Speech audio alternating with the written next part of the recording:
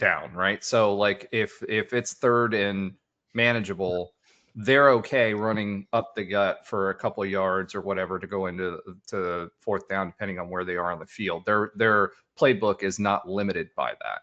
However, I do think their offensive line, from what I've seen, is not great. And because their offensive line is not great, and we have a really, really good defensive line who seems to be getting better throughout the season, I do think that's going to cause a lot of problems for them, especially with a pass happy team. So their rushing attempts, they're 4.2 yards per carry. They're not a great running team.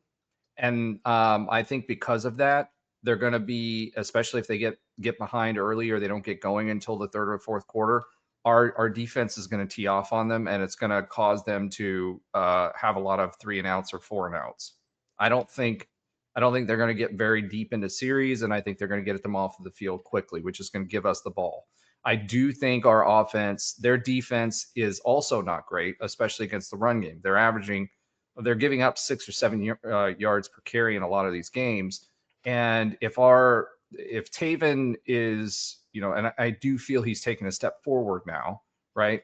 If Taven's in the game and he starts popping some of these passes, if they try to cover up and go, into a zone, then what'll end up happening is I think that we can hit them with our running game. I think this is a game where Miles Montgomery could shine.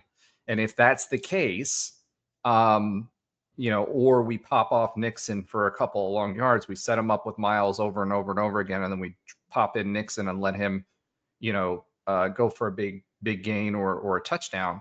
I think that could pile up on.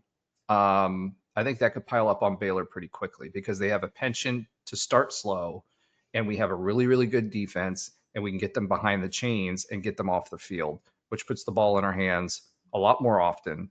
And the teams that they've been close with have had mediocre to bad defenses.